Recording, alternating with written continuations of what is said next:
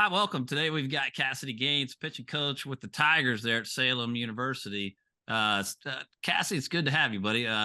What's happening there with the program there at Salem? First off, appreciate you having me, Marty.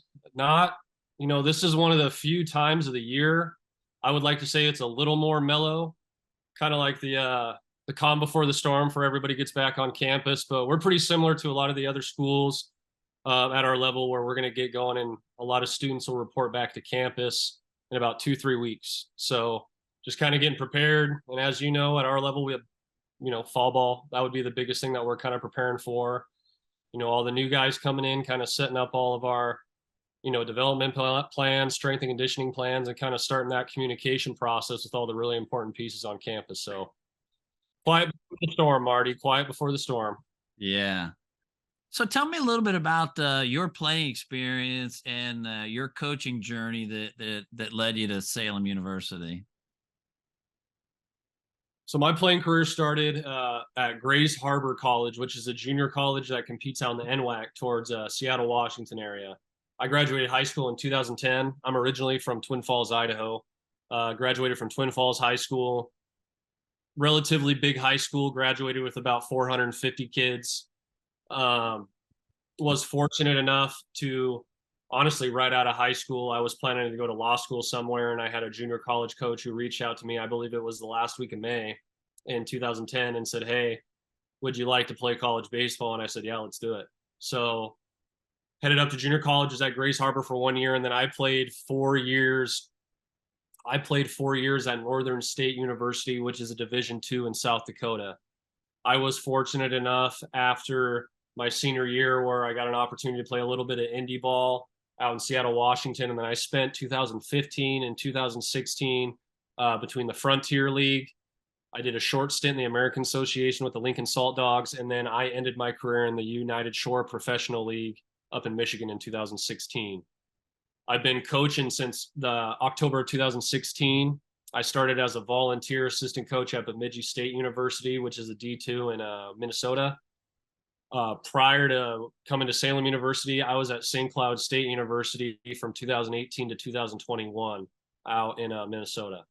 And I've been the head associate coach, pitching coach, recruiting coordinator at Salem University since 2021.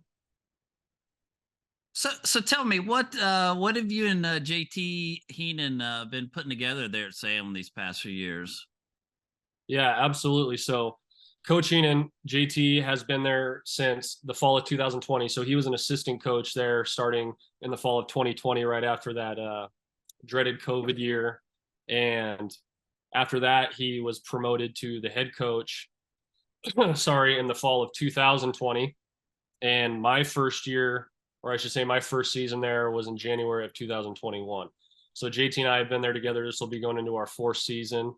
We're Division II competing, right now as an independent. We were newly in the New South Atlantic Conference this last year, which was composed of some Division II teams more down south, really composed of teams that were at the time independent teams. We wanted to come together and obviously compete for a postseason and a NCAA regional, hopefully. So that's what we've been doing the last couple of years, and we'll be going into our fourth year here at Salem University. Well, let's talk a little bit about rosters at that D2 level. What kind of roster size do you have, and then can you talk about how many pitchers that also encompasses in that roster? Yeah, absolutely. So for us, I would say typically at our level, a pretty common number that you see as a pitching staff, typically going to be anywhere from like the 16 to 22 range of what it'll have on a pitching staff. That's a pretty common number you see at this level. For us, I would say roster size vary. We're pretty typical to a lot of schools around this area of Division II, where you're going to see anywhere from about 45 to 50. I would say that's pretty standard for a Division II roster. Obviously, there's other circumstances that kind of fluctuate that number depending on other things, but that's the pretty stock number I would say for roster size, and we stay around there as well. Can you talk a little bit about how your schedule is set up? It seems like most conferences do it a little bit different, like when you play games on the weekend, when your weekdays, and then how that rolls into that 16 or 20 players you have on your roster as far as starters, mid relievers, how many of those you carry? No, that's a really good question. So I would say depending on personnel, depending on what your approaches, your philosophies may be as a coach, I think it really, really varies from program to program. Pretty standard, I guess, format you would say for a pitching staff here is that, within the Mountain East Conference or the PSAC Conference, Pennsylvania schools, a pretty typical thing that you'll see is weekend series are usually 4 7-inning games. Some conferences will do 2 9s and a 7. It just really depends. But a standard is that you're going to be playing 5 to 6 games a week when you get into the thick of your conference play.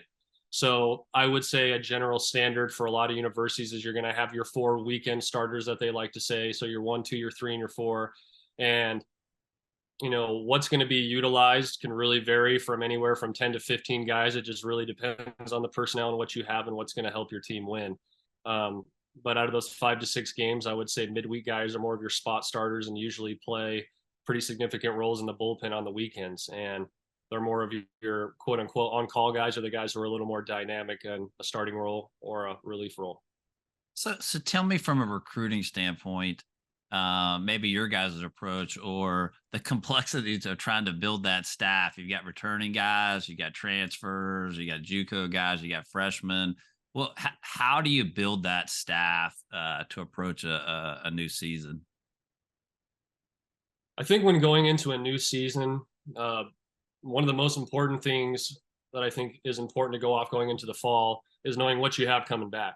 The last 3 or 4 years, it's been kind of a precedent where it's been really unique with a lot of student athletes where you'll see they have a lot more years of, athletic eligibility, but they might be close to graduating. That stuff's starting to kind of, I would say, get clear, and it's starting to get back more to the traditional, everybody staying true academically and athletically in the same year. When it comes to compromise to a pitching staff, I think really the biggest thing it's important is that, you got to have guys that are the right fit. They have to be good players and they have to be willing to work, I think, at a very high level. I think for any program at the Division II level or really anywhere, it's a president, it's a premium that players know that they have to come in and hopefully they don't want to be the same type of player they were when they got here, as opposed to when they're 20, 21 years old. So, development should be a premium. And I think that's a standard that's put on the recruiting process for us is, of course, we love a good player in the, situation he's at and the status that he's at as a high school freshman or a high school senior or a junior college sophomore, whatever it may be. At the same time, I think when you're at a 4-year institution, you have an opportunity to look at the big picture and say, hey, what can we do for this kid to help him get where he wants to be maybe 2 years down the road? So you always want to look for players that can help you compete and add to your environment and your culture right away. At the same time, it's always a huge premium to know that hopefully you can help them develop as best as they can be for the long term. Sure. One of the trends that I seem to be hearing more and more about is there seem to be like less freshmen coming in with the transfer portal, and it seems like more older guys with the portal and JUCO transfers. It seems like that mix is shifting more towards portal and JUCO guys as opposed to a standard. Hey, we've got 9 or 10 freshman arms coming in every year. Do you see that? Have you guys experienced any of that? I think it's I believe the portal's made that a little more prominent. But at the same time, if you look at a lot of great programs that are typically around our area, Salem University, we're in West Virginia. There's a lot of programs here who are still on that standard where they have had a lot of success being able to bring in a big group of freshmen and develop them all the way through. And candidly, for long term, I would agree that that's the best way to go. But at the same time, there's other situations and other people are in different situations of what they have to do to compete and continue to grow their program. And sometimes that answer is maybe going and getting a more, competitively developed guy who's maybe got anywhere from 150 to 188 innings of college ball already. So I think it really depends on the climate and where you're at, but you can be successful doing both. So talk to me a little bit about junior college recruiting. How do you guys do it there at Salem? Is that something that you just use to fill? Is that something that you look at every year? No, that's a really good question. I would say for us, when we are going for junior college guys, I think the president is set when you go for a junior college guy that you do want a guy who wants to come in and compete and help you win right away. I don't necessarily think that junior college guys have an advantage one over the other of a high school senior or whatever it may be or what your current status is. But for us, we've had a lot of success our first couple years here with junior college guys who have been great fits, and what they saw within, our university academically and what we can provide as a program matched up with what they wanted to do. And it was a great fit for those guys because they wanted to be here and they were bought in. And we've had a lot of success going that route. But I would like to say that we have a really good mix of some really good junior college student athletes and some guys that we've had since freshmen. So since the portal's been around, and that seems to, that's starting to kind of hit its own stride. What do you guys look for when you're recruiting pitchers on the portal? I think the biggest thing that you will see is that when guys are on the portal, one of the really important things, because there is a good amount of kids who do go on the portal that do want to pursue their master's degree at different universities, because maybe the university that they have prior doesn't have something they can offer. So I would say one of the biggest things that we do look for when we do go look on the portal is, do we have a matching program for him, specifically graduate programs? On top of that, I think it's fair to say a lot of guys who are on the portal who have had success, on the playing field at a different program, at a different level, whatever it may be. I think it's very important to be clear with that athlete you go after, that your impression is that they're going to want to come in and compete right away because they've been doing that for 3 or 4 years already. So I think offering an opportunity that may be similar to what they had, and if they prove that they can do that at whatever it may be, whether they move up from D3 to D2 or D2 to D1, or they stay the same, I think that's really important to look at, is looking at how they did maybe at their prior school, and do your expectations match what their expectations are more than likely going to be. And you guys, sometimes there guys are going backwards, right? They're going from a D1 to a D2. They thought D1 was 100%. where they wanted. Now they're sitting on the bench, they're not getting innings, not getting any better. So they're looking for a place to make an impact and get some innings. 100%. Absolutely. Sure. So, what does a typical freshman class look like for you guys? How many freshmen do you normally bring in, and kind of what's that makeup look like? I would say with the freshman class, it just fluctuates depending on your needs, how big your prior graduating class is going to be, maybe what your graduating class is going to be the year that they come in as freshmen. I think there's a lot of factors. And one thing that you'll see, maybe if you climb up, from D2 to D1 or D3 or to D2, whatever it may be, I think that forecast is just a little bit more mapped out for long term. I think that's the biggest thing that maybe you'll see from a recruiting standpoint that separates levels, is that there is going to be a lot of Division I schools who are going to be, moved on 2 or 3 years up the road, but there's also going to be Division I schools that are working on the current class of the year they're in. But I would typically say it just really depends on what your needs are. We've had years, this will be my 8th year coaching at the Division II level. There's been years where we've had 5 freshmen. There's been years we've graduated a lot and we had a freshman class of anywhere from 12 to 15 guys. So it just really depends on what your graduating forecast looks like. Can you talk a little bit about what your scholarship situation is, the number of scholarships? Talk about funded scholarships versus, not everybody's funded, have all their scholarships funded. Can you talk to parents and players about that part?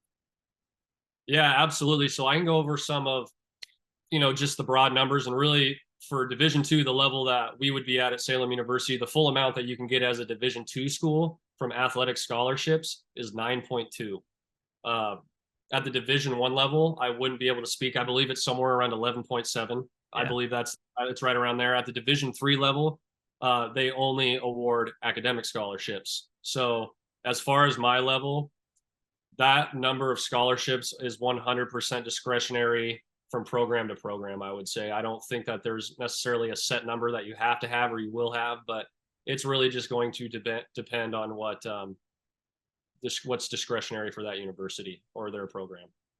So can you talk to parents and players about, if I've got a 40 to 50 man roster and I've got 9 scholarships, how that math works out, so to, like, for that player who thinks he's going to come to school and get 100% full ride for baseball?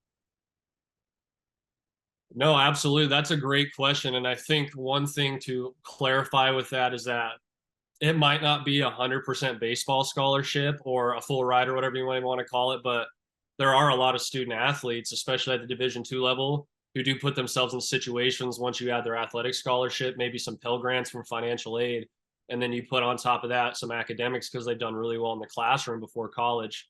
There are a lot of student athletes at Division II that put themselves in a situation where they do have 100% of their school paid for.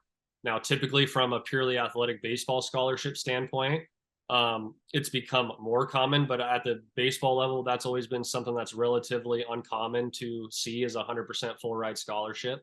So, yeah. Sure. Can you do you guys offer multi-year scholarships? Is it year to year? And can you talk to parents about how that works each year? Yeah, absolutely. So, from what I believe is at the Division II level, the way that NLIs work, national letters of intent, if you do get rewarded a athletic scholarship of some kind, a national letter of intent at the Division II level, from my understanding, is available. It's a year-to-year basis. And the way that they do that, once you are signed to a national letter of intent, the way that that works with our policies and procedures and bylaws at the NCAA is that once you sign that NLI, they have grounds to increase that athletic scholarship from there, but they are not by legal grounds able to take that athletic scholarship away from you once you sign your NLI. I believe that there's some, outstanding situations that could change that. But typically, so typically in that NLI, that's that first year, right? That's your That's not, scholarship.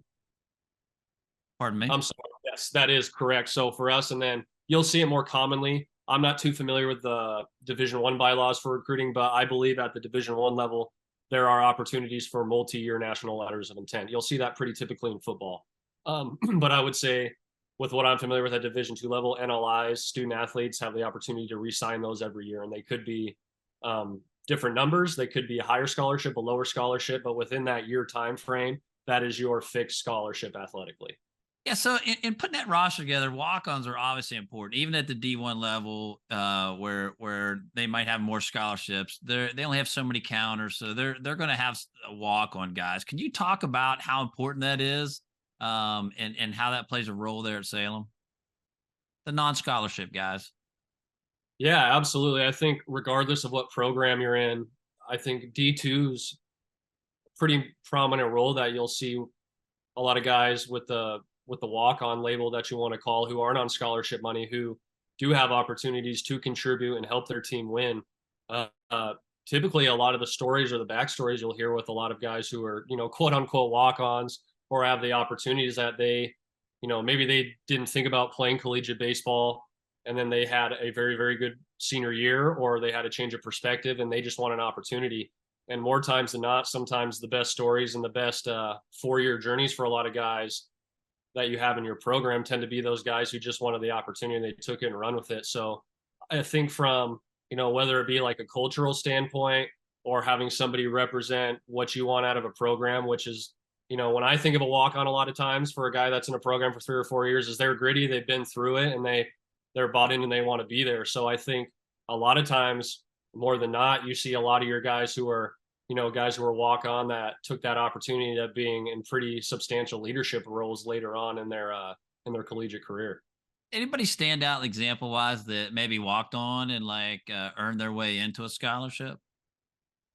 Yeah, I mean, that's been personally for us, whether it's been at the prior schools I was at before Salem University or it's here right now. I think that, especially when you're a smaller Division II university, and there's a lot of really good programs who are those smaller private schools around here, is you do see some guys that do come in with that opportunity and they work. And I think the biggest thing is that with a lot of those walk-ons, a lot of the coaches do a good job of being very clear what the expectations are. Hey, you got to come in and work. You're going to be expected to do the same thing that a lot of other of the student athletes are going to be doing here. Just as you're a high money guy, quote unquote, or whatever you want to call it. There's been plenty of situations where they've came in and they've been everyday guys for us. We've had that happen for us, within our first 3 years here, our first year. And then it turns into a situation where it's like, hey, these guys have really, really earned it. And they're in a position where, they've earned an athletic scholarship or whatever it may be. About red shirts, how do you guys use red shirts there at Salem? For us, that's a great question. I think it really does vary from program to program how they utilize that. I think the biggest precedent that you see with red shirts does come from a development standpoint, where a coach may not believe, or he's in a position where he simply knows he's not going to be able to help the team win right away. And is it worth using a year of eligibility just to possibly get maybe anywhere from 1 to 5 innings? Because as it works here, once you throw one pitch, you technically have burned a year of eligibility. So I think the precedent for red shirts for us is we want to make it very, very clear that they're not going to elongate their academic process here. We don't want our athletes to turn into 5-year guys just for the sake of playing baseball for 5 years. But the biggest thing for us is it going to be something that sets them up for success as a redshirt freshman, where they have a year of being within a collegiate environment for a while. And I would say a lot of the developmental pieces that you get that help you grow as a student athlete through college do come within that first year. And it's just learning about college baseball. So obviously, with the new recruiting rules at the D1 level, August 1st, and it just happens to be August 1st when we're recording this. For the 2025s, this is the first time officially now that they can. I'm sure they've talked to him in the past, but this kind of opens the floodgates for those 2025s to start that communication process. Do you guys see any impact from that at the D2 level? Or has that process been similar, and it kind of pushes it back a little bit? They have those D1 conversations, and then it kind of trickles down from there. For us at the Division II level, I don't think it's changed the climate of anything. I don't think it's really changed the approach of our recruiting process or how we go about finding the student athletes that are the right fit for us. It may have changed for some others, but ultimately, I think through the whole, communication process, it just puts you in a position where you have to wait a little bit longer, to be completely candid. But as far as knowing who you want to go out and get, knowing who the guys are going to be the right fit, I don't think that it puts you in any kind of queue or any kind of delay process by any means. So, as far as the communication rules, there's been some big changes at the D1 level. We're actually filming this or recording this on August 1st. That's a big date for the 2025s now. D1 guys are able to start communicating with that class. Have you seen any trickle down from that, or impact from the pushback from no longer being able to talk to the underclassmen now at the D1 level? No, I wouldn't relatively say that there's been anything from that new policy or that new law that's put anybody, at our level in the Division II in a position where it's affected or we've had to really change how we go about things. At the Division II level, it's still, if you're familiar with the rule, June 15th going into your junior year is when we are technically allowed to start reaching out to you. So if you are going to be in class of 2025, we have been able to talk to you since June 15th. At the Division I level, that just changed to August 1st now. With how that's changed their process, I'm sure that there's been some things that have changed.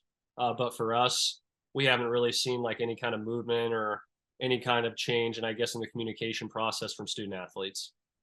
Can you talk about your recruiting, the timeline? So June 15th runs around, you're able to talk to juniors. Can you talk about going to seeing guys, when you start communicating with them, when offers go out, when you like to have guys tied down with a commitment? What's your typical recruiting timeline? No, that's a really, really good question. And for us, when you speak about June 15th, if you want to start from there, and an example that we could use is that, let's say that it's June 15th and you're in the class of 2024. So you're going to be a senior this spring. Really for us, we finish up our season usually right around end of May. And as a recruiting coordinator here, or really at any other university, if that is your role or your title, is that you're going to be out all summer watching games. Typically for us, that's what June, July, and August consist of for a recruiting coordinator, anybody who's out recruiting. I would say really the biggest thing for us with the class of 2024, you'll typically see that a lot of programs, a lot of coaches will want to have high school seniors on campus that they're looking to add to the 24 class, usually right around when school starts. So anywhere from about August to October is going to be a really, really good time to have guys on campus, because they're also going to be having fall ball. So it's a good opportunity for them to see everything that you want them to see from your program and your university. I would say typically a standard thing that you will see for recruiting classes when we're talking about high school seniors, you'll see at our level at Division II, you typically see a lot of Division II programs wrapping up their recruiting their high school seniors around December and January. Now that doesn't necessarily mean they don't sign any in the summer. That's still common, but that's typically around an area that you see them start slowing down on recruiting high school seniors is January. So you get through the summer, and then you've got guys on campus. Signing day happens that second week in November, so there's a big shuffle that happens there. You're getting guys signed, but then there's always that second tier, right, where guys either decommitted or they didn't get the offer they wanted, and that's what happens in that like December January timeframe there. That could be one of the instances or a situation that could be happening with a particular, high school senior or whatever it may be. I would say from that second week in November. So one of the biggest changes, I don't know exactly how long it's been, but it's been at least about 4 or 5 years to where one of the policies they changed is it used to be you had an early signing period for November. It was a set period of time. It would close and then open again in April. Well, now that it's November all the way through the year. So I think that's also put student athletes who are looking for the right fit, candidly in a situation where they do have the luxury of having more options and not maybe being crunched down by a timeline or a deadline, if that makes sense. So I would say, you don't necessarily, those guys didn't fall through the cracks in, December, January. I just think since that's rules change, they put themselves in a position where they can look at more options. And, as through the development process, with 643, there is a lot of guys who do get tremendously better within those last 4 or 5 months of their high school career, and then a bunch of doors open up. So I would say typically that's more so the case with a lot of guys who are, quote unquote, available later in the year. So if I'm an underclassman, freshman, sophomore, what should I be doing to try to reach out to let Salem University know that, hey, I'd like to come play for you one day? Is there some things you recommend those guys doing? Yeah. Really one of the biggest things that you see now is that there's so many great resources. There's travel teams, organizations that can do a lot for a student athlete, especially on the development side and getting him exposure. Really the biggest thing, if you're a freshman, sophomore in high school, number one, I ain't talking to you because I can't talk to you. So no, I'm just kidding. The biggest thing is that they can reach out, but we just have to be very clear that we can start touching base with them once they are going into their junior year on June 15th. So the biggest thing that for those guys is with all those great resources, you'll have some people who will say that play as many sports as you can. I love that. I also love the fact that kids have the opportunity to specialize and get a ton of development and use a lot of great resources before college. So I don't think either one's a bad route, but I think the biggest thing is that you have to be competing. Like you absolutely have to be competing your freshman and sophomore year, and within the confinements of not overthrowing or overdoing it. Sure. So let's talk a little bit about the pitching side of the recruiting. When you're looking at guys, do you have body types that you're recruiting? Is there a typical mold, or does that change with regards to maybe the starter role versus a closer or middle relief guy?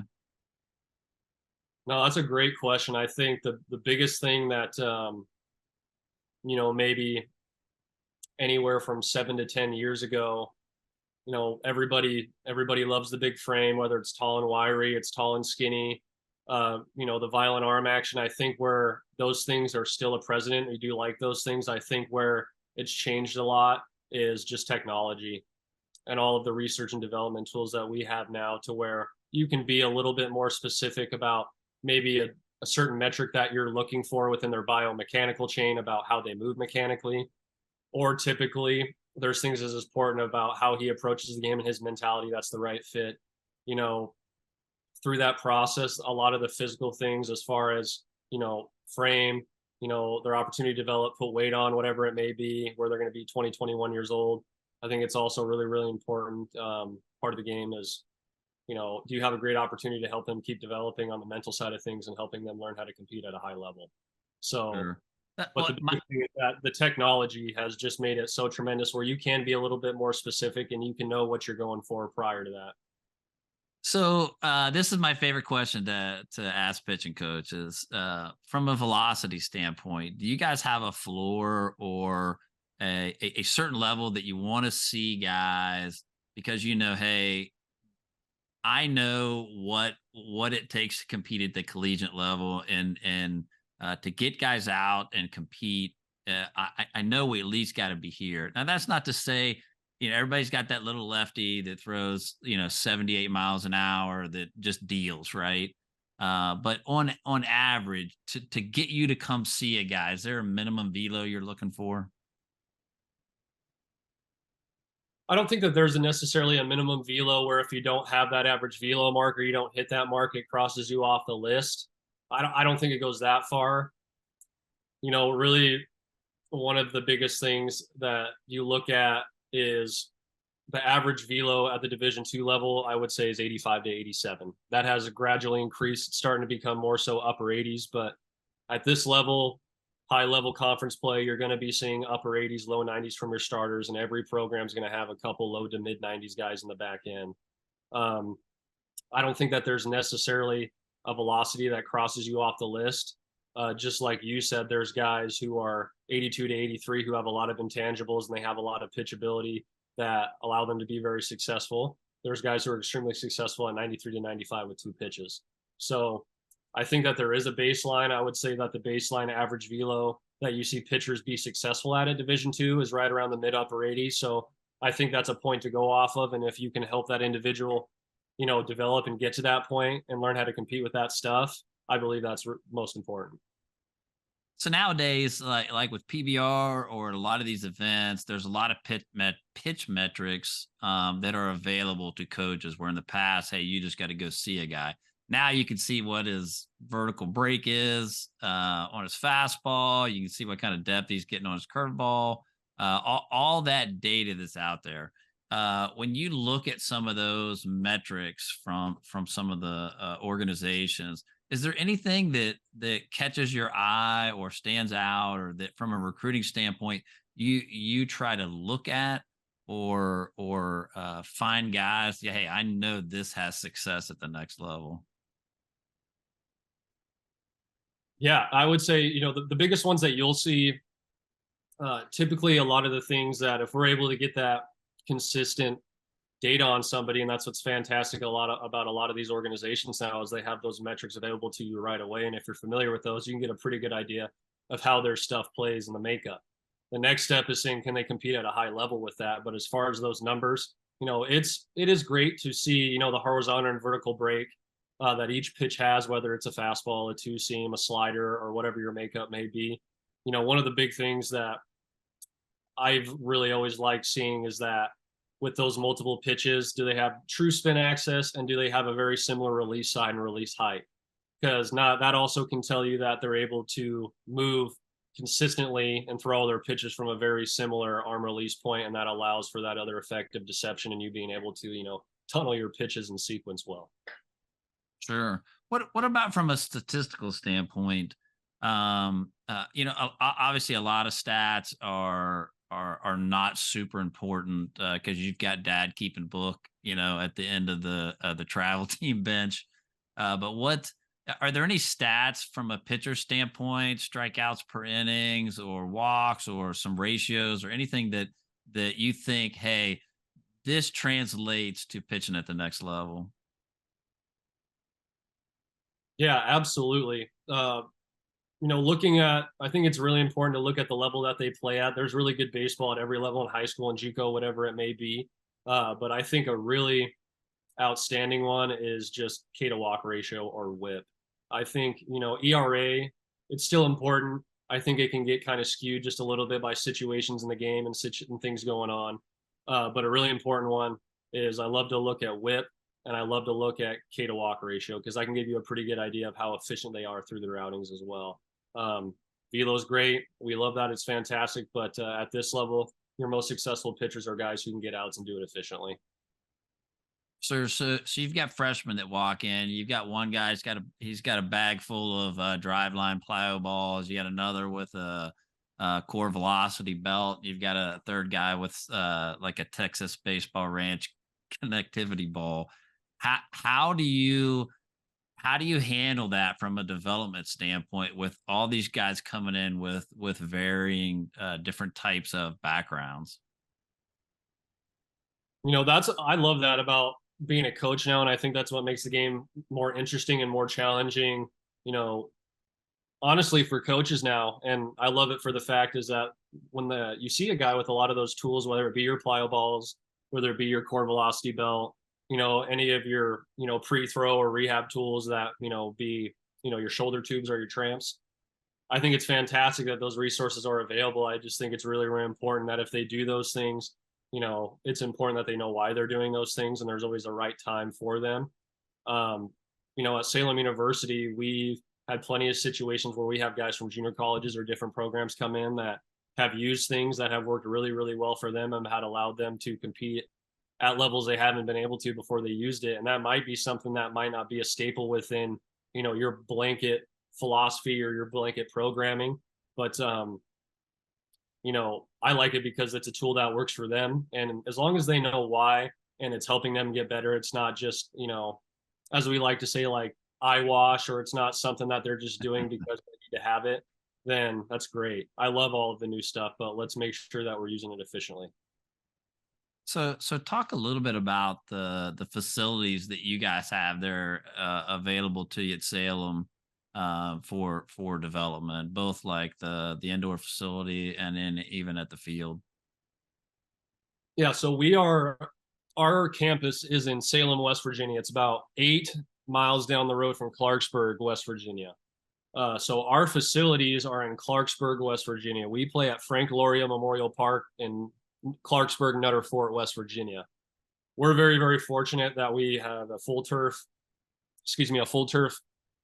field at Frank Loria Memorial Field, and then our indoor facility is about 150 feet adjacent to us, and that is a full turf infield indoor facility, and we have some batting cages. So, from a practice planning standpoint, from a structure and organizational standpoint, I believe that's something that we do at a pretty high level because we're very fortunate to have the resources to do it, and then we also have the facilities that don't really make weather a huge inhibiting factor for us.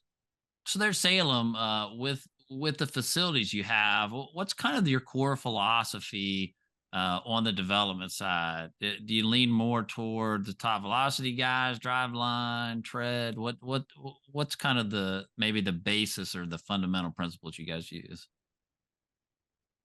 I really like a lot of components from the guys you just said, whether it's Ben Brewster and the guys at Tread, whether it's Kyle Bodie and all those guys up there in Seattle area at Driveline, from a programming standpoint, one of the biggest things that you have to do is that it's fantastic now that there's so many gaps that have been bridged as far as estimating about, knowing how an athlete can move. Does he move efficiently? Does he have proper range of motion within these movements that are allowing him to achieve what he wants to achieve on the mound?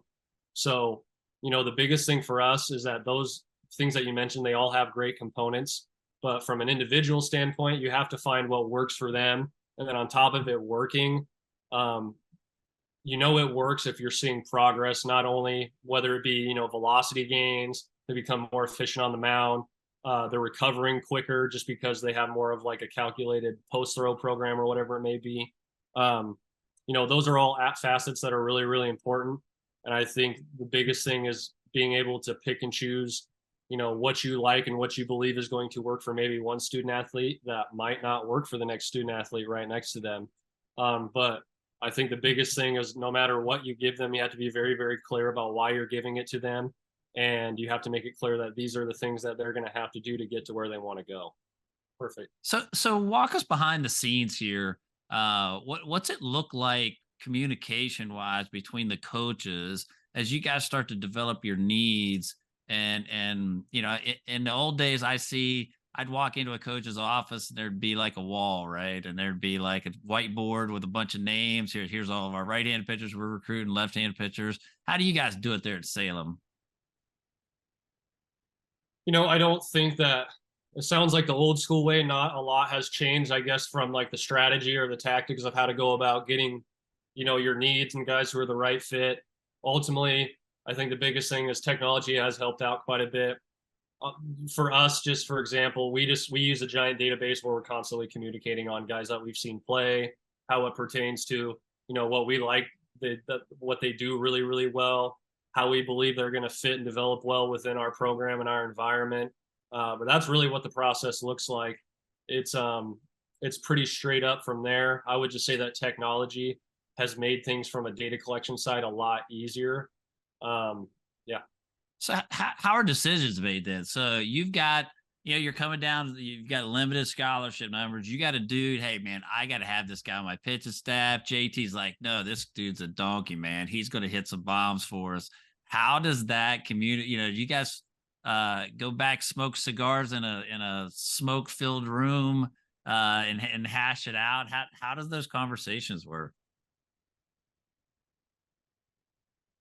No cigars, no cigars by any means, but some conversation sometimes. And really, what it comes down to is that um, for what you may have graduating, at least this is how we look at it from a philosophy standpoint. Recruiting is when you have guys who are graduating, who are highly contributing factors. They might have been a starter for you, whatever it may be. Is the person that we are seeking from an academic and an athletic standpoint going to be somebody who is as high level as the person that they're coming into, quote unquote, replace or compete for a position at?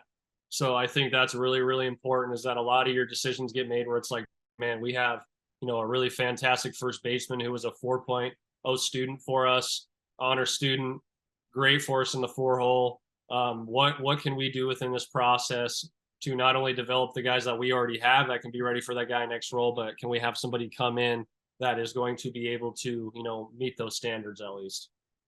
Can you talk a little bit about, so you're getting ready to head out for the summer. How are you guys managing the schedule? How do you decide, hey, I'm gonna go watch these tournaments here, or I need to see these three kids here. They're in different teams. I'm just gonna go watch this. This is a really good tournament, a lot of good teams. I'm just gonna go see who's there. How do you guys plan that summer out? So we just, like you said, technology, fantastic. We just share a Google Calendar here, and that's really something where we look, and we're really fortunate to where we're at in West Virginia. We have Western PA, we have, the Columbus, Cleveland area. We have a lot of really good baseball areas, including West Virginia, in our backyard. So I think the biggest thing is that there's never really a shortage of good baseball to watch. It's just, whether there might be a particular student athlete that you're individually wanting to look at. You might want to go to his tournament, and then you find out there's 80 other really, really good teams there in that city, and you have a great opportunity for a whole weekend to find, and watch some good baseball. So we talked about the underclassmen. What if I'm a junior, senior, and I'm looking, I want to play baseball at Salem University. What should I do to start that communication process with you guys? The thing that is fantastic about now is that Twitter, Instagram, whatever it may be, I think that you see a more common trend you see is there is a lot of student athletes who do promote themselves on social media. Particularly Twitter seems to be a really big one. Not that Instagram isn't any bigger, but Twitter is a really, really good resource. It's as simple as anything out, cast out a net, reach out to programs, whether it be Salem University, whether it be any other university that may have, interesting things for you, as in, do they have the major that you might be looking into? Do they have what looks like from an environment standpoint and a program standpoint, things that you look like you could be successful in if you were in that environment? So as far as the communication process, it's really as simple as an email, reaching out. I mean, it's a very simple process. Just don't be afraid to reach out to coaches, because more times than not, you're going to get a response back. So you show up to the field, you got a guy, he's a starter. You're going to go watch this guy throw. Can you kind of walk us through you roll up in the car. Well, like take us from there to like after the game, kind of what you're doing, like through that game, where you're going, where you're sitting, if you're talking to people, like what's a typical trip look like? You got the hat on, with the trench coat rolled up? Are you wearing the Salem shirt? What is it different at different times? How do you guys do that? I think it's different at different times. Out here in, the East Atlantic, it's 90 with 95 humidity about all of July. So I would say anything that's light and has a lot of ventilation is going to help you out. But really the biggest thing is that whether we're going out to watch, somebody on the mound that we believe is going to be a really good fitter that we really, really like, or we're going to watch a position player, or we just stumble upon you when we're watching one of the games at a fourplex, wherever it may be. Excuse me. Is really we're there to watch you pitch, of course, but uh, we just want to watch the game and see how you play the game. And I think that's the biggest precedent, at least for me when I'm going through, I guess, a scouting or a recruiting process is, a lot of the guys at this level that you go look at, they have talent, that they have the ability to help you win at your level. It's going to be just a lot of the intangibles and just watching, how they react to their teammates, how they respond to their coaches, whether it's the smaller things about, where to be when backing up bases, or do they know situations. So that's not an end all be all by any means if they, are doing those things as well as others, but it also gives, me a great opportunity to be like, man, I would really like to coach that kid and help him learn those things. So there's a lot of aspects. Of course, we watch the game to watch a guy go pitch and do his thing, but at the same time, watching all the other aspects and intangibles is really important as well. So, from a communication standpoint, let's say you're on the phone with the kid. Do you have some advice for some kids as they get ready to prepare? You've told a kid, "Hey, we're going to call you Tuesday night." What should they be doing to prepare, and how should they try to handle that phone call? No, that's a really, really good question. And the biggest thing, you know, it doesn't really matter who we're talking to on the phone. They're reaching out to you. So I think a president that you should already have is if a coach is reaching out to you, there is interest there. They're interested to some extent to hear your story, to hear, what you believe is going to be the right fit for you and see if they have things that fit at their program. So they're already interested in you. The biggest thing for me when I talk to any type of prospective student athlete on the phone is it's not an interview. Uh, a lot of I respect kids are awesome. Like they want to do everything right. They want to make sure they don't say the wrong thing and all that stuff. But at the same time, like that's my favorite part is I just want to talk to you and it's not an interview. I just want to hear your thoughts and I want to hear, if what your goals are, your visions and your aspirations match up with what we're going to be able to provide for you here at Salem. So that's the biggest thing, student athletes. If you're watching this, it's not an interview. Take a deep breath. Most coaches are just baseball guys and they want to hear if you're interested in what they have for you. Sure. What about from an email standpoint? I'm getting ready to send an email to Salem University. What are some of the things you're looking to see in that introductory email from players? The first thing, if personal email always makes it a little bit easier. I also stand there's great resources that do a lot of like a mass recruiting emails for you and stuff. It's not that coaches don't not look at those, but I would definitely say that it's a little more personable if it's an email that says, "Hey, Coach Gaines," as opposed to "Hey, comma." But the biggest thing, when those emails is for any student athlete, as much information that you can provide as much as possible within that first email, like whether you have video, all of your academic standing stuff, like any kind of showcase metrics. There's really the best thing is in the first email to lay it all out there because more than likely, if you don't have those things, your follow up email is they're going to reach out to you and they're going to want to see some video if they're not familiar with who you are. So if you have the ability to have as many resources as possible in one email to start, that's a great start. So you get a guy that says, "Hey, you got to see this guy. It's a left-hand pitcher. He's from Eastern Ohio. Here's his name."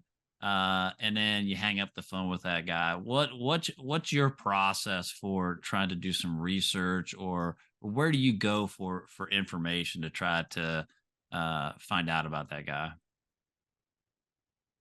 No, I would say everybody kind of streamlines how they get their information a little bit differently, but pretty common process is that more than likely the first thing they're going to look at is they're going to look for your high school coach. They're going to want to talk to your high school coach, or any coaches that are, with you most commonly are probably going to know you on a more personal level instead of just the playing field. So I would say that's the biggest process is you usually reach out to their high school coach, a consistent travel coach they've had. More times than not, a lot of the questions that do come out of a lot of coaches' mouth is they're going to want to know how he is as a kid and how he does in the classroom, because that does make things, I would say, a lot easier. And I think the biggest thing they want to know is that they're bringing in, good people into their program as well.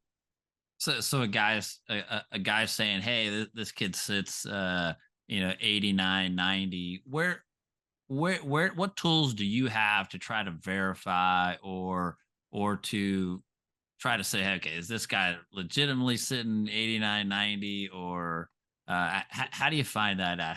Where do you get verified information? Do you have sources you use that you've grown comfortable with?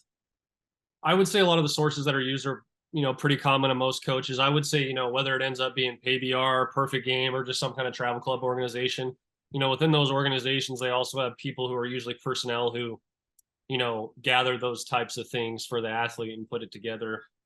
I would say more times than not now, if you see 88 to 90 consistently from a guy on social media, it's been confirmed from probably multiple sources. So you're going to be in a pretty good spot. But ultimately, if it's somebody, who's within the relative area, I think the best thing would do is just go and watch them. That would be the biggest way to verify it. And then there's also a lot of other factors. I also understand that there's going to be games where, he's 88 to 90 and 90 to 92. And there's also going to be maybe some games he's 85 to 87 because maybe he's off 4 days rest as opposed to 5 or 6. So there's other factors that play to it. But I feel like with a lot of how social media is now and word of mouth, even, you can get a pretty good idea of where a guy's at. So any interesting recruiting stories that you can share publicly? Guys normally have a lot of really good recruiting stories or things. Most of the time they tell me after the interview's over, the good ones, but do you have anything that stands out as a kid you recruited in the past that was somewhat interesting? We can decide later if we'll put this on or not. I guess you can edit it, but I would say this isn't necessarily a recruiting story, but it has to do with recruiting because he was supposed to come out to our showcase our first year here. So right when I got here in January of 21, we were having a showcase within our indoor, and we had one particular kid who had emailed us quite a bit and, wanted to make sure because he, was from Ohio. And he wanted to make sure it was the right Salem University because there's Salem University, there's Salem State University, there's Salem College. So there's a couple. Well, it just so happened on that January, it did rain. So we were inside regardless. But we get a phone call at about 45 minutes before the showcase is about to start from this particular kid who was coming to the showcase. And he goes, "Hey, it's raining out. Where's the indoor?" So I tell him where he's at, and he's like, "I do not see an indoor facility." So we spend about the next 15 minutes trying to find out where he's at. I'm looking for, Ohio plates, whatever it may be. And sure enough, he sends me his pin, and he had drove to the Salem College right outside of, I think, Boston. Oh my God. It's So going to take him a few minutes to get to the indoor facility. I think that I think a private workout for him of some extent, if we could make it work, would probably be owed to him because he didn't make it that day. He didn't make it that day, but that was Awesome. that was one of the more interesting ones that I've ever had. Yeah, that's a pretty good one. So we've talked a lot about recruiting. If a parent or a player is thinking about the Tigers there at Salem University, why Salem? Salem University, it's a small private Division II school in West Virginia. The one thing that I really, really value about our university, and it allows us to be successful, is that we do have a very personable academic experience. We have a small campus. We only have about 300 to 400 kids on campus at any given time. So, really depending on the experience that you're looking for, I think a lot of guys around this area if they're looking for somewhere that's, the atmosphere of tight knit, more of that small town feel where they have everybody looking after everybody. And, I think that we put a pretty big premium considering, the environment we're in with Salem University and the great community we have around the campus is, we do put a big premium on, we do have a very tight knit community within our program as well. And I think no matter what any level you're going to go to, you want to go somewhere you can help a team win. But, to be candid, I remember when I graduated in 15, I remember a couple great moments of playing, but ultimately a lot of the moments I remember are like the guys that I was able to do a lot of the really successful things with as opposed to the actual success. So, I think we put a huge premium on setting the guys up for after the playing career is done in college. And, our guys have fun here. We have a lot of fun. We love the game here. And I think we have a lot of baseball junkies here who know the situation we're in. We're a small school with great facilities. So I like that we tend to draw people here who want to get a good education and really grind out baseball. Kassidy Gaines, pitching coach, Salem Tigers. I appreciate you spending some time with us tonight. Yes, sir. Thank you for having me.